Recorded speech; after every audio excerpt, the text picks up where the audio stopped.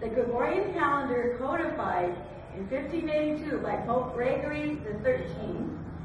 At that time, putting that calendar into its current form, that calendar was used throughout the colonization process when the Vatican had the edict that said, if a Christian finds a land held by non-Christians, that Christian has the right to take the land.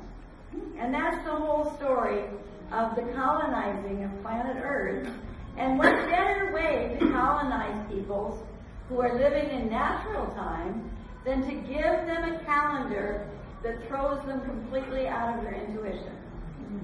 So women, we have been living with an internal struggle simply by the nature of we're trying to use our Gregorian calendar to measure our time, but it is not accurate to our biological cycle. And as a result, we have many irregularities in our menses. But the good news is, there really are 13 perfect months of 28 days in every solar year. And it's amazing because you don't think about it, because we're so used to our 12-month Gregorian calendar. Well, if you take the extra days after day 28 of all those other months, there are 31 days, 30 days, they add up to that other 28th-day month. And there are 13 perfect full moons. The only reason we have the phenomenon of a blue moon is because we have a Kaua'i calendar.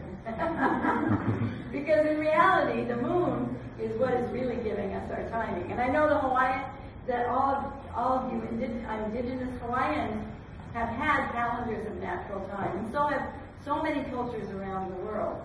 So I as a young woman, I grew up in Mill Valley, California, which is a beautiful nature place with redwood trees, and it became the wealthiest county in the mainland United States. And I always laughed because when I realized that, I realized at some point we began to equate natural beauty with money.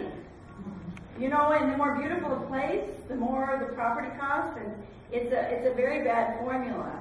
When you begin to measure life by money, quantitative measurement, when life should be seen in the quality of life.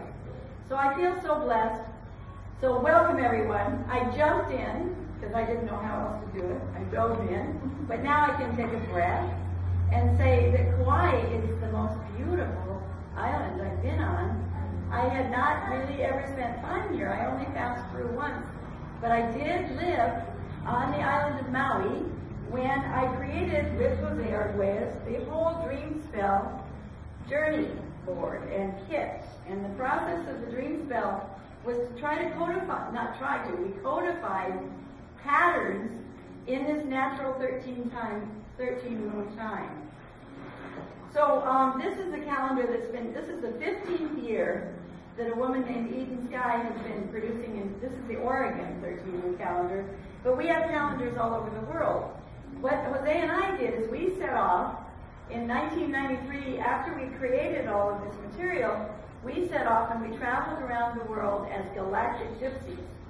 We gave up home, we gave up visible source of income, and by the magic, we actually did live by the grace of the cosmic energies, because we felt by giving a gift, we would receive something back. And in traveling to all these different cultures, I was given the incredible good fortune to understand a principle. And it's a principle I learned from the Dalai Lama when he came to Boulder, Colorado in 1985, and I helped to organize his visit there in Boulder. And he walked out onto the stage, and this phrase stayed with me. He said, "We're all same human." And I knew, I didn't really think it was an accident. He wasn't really using bad grammar. It really is a truth that we are all same human.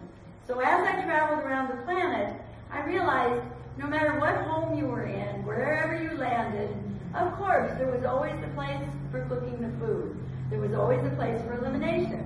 In Japan, interestingly enough, they put the bathroom close to the kitchen, actually. And then there's always a place to sleep and a place for communion, for meeting. So there's something very natural in our human beingness that causes us to really be a human being of love, but we also have political systems, we have corporations, and we have the largest corporation of the Vatican that actually codified this calendar and has the most uncontrolled banking system on the planet. And most people don't even know the history of how we happen to get that calendar. So this whole movement, which has been called the 13 Moon Calendar Peace Movement, has been seeded in many different countries, and wherever the calendar has landed, the adoption of the calendar has been to create one in that culture, in that language. So when we worked on the Dreamspell codes, we worked very hard to come up with a universal language. So the base 20 of the system has beautiful, very simple names. It goes dragon, wind, night, seed, serpent, world bridger, hand, star, and it's dog, monkey, human. There's just an array. I'll continue. Skywalker, wizard, eagle, warrior, earth, mirror, storm, and sun.